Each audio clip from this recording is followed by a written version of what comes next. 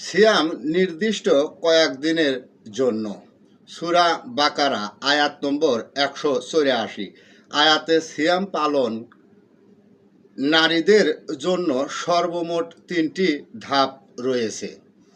আমি 6 নম্বর ধাপ নিয়ে ভিডিওটি শুরু করছি। যেমন বলা হয়েছে, সিয়াম নির্দিষ্ট কয়েকদিনের জন্য।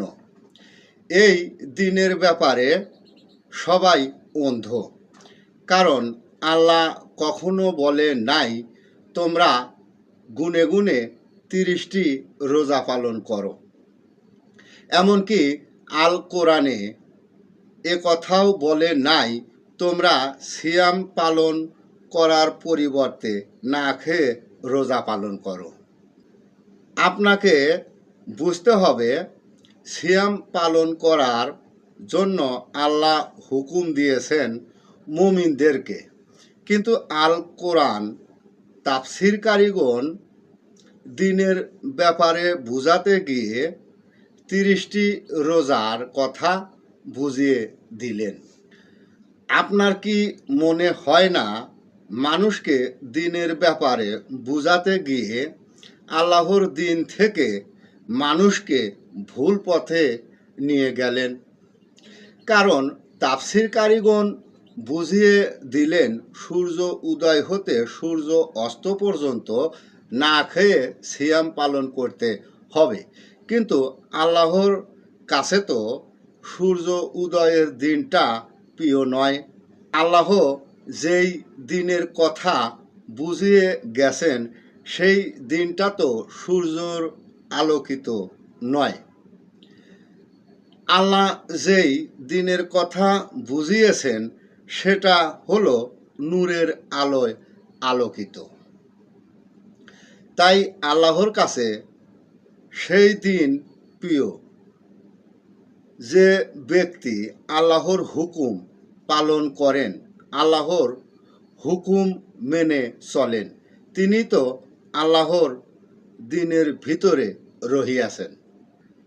এখানে গুরু রহস্য হলো, আপনি আল্লাহর হুকুম সিয়াম পালন না করে না খেয়ে রোজা পালন করছেন।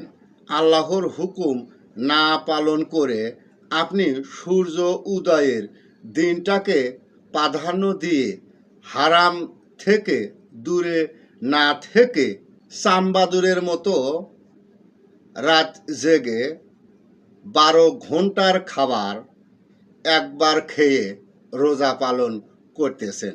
বিষয়টি এমন হলো না আপনি আল্লাহর হুকুম সিয়াম পালন করার পরিবর্তে সিয়ামের বিরুদ্ধে যুদ্ধ করতেছেন। আর না খেয়ে রোজা পালন করলে এটাই যে সিয়াম পালন করা হবে, এমন কথাটি কে বলেছেন? আল কোরআনে বোঝানো হয়েছে, দুনিয়ার লোভনীয় বিষয়গুলি থেকে বিরতি থাকো। আর আপনি না খেয়ে আল্লাহর হুকুমের বিরোধিতা করতেছেন। আল্লাহ বলেছেন সিয়াম নির্দিষ্ট কয়েকদিনের জন্য। এই দিন যেমন সর্বব্যাপী নয়, তেমনি সূর্য উদয় হতে সূর্য অস্ত পর্যন্ত দিনটা আপনার কাছে প্রিয় হলেও আল্লাহর কাছে এই দিনটা প্রিয় নয়।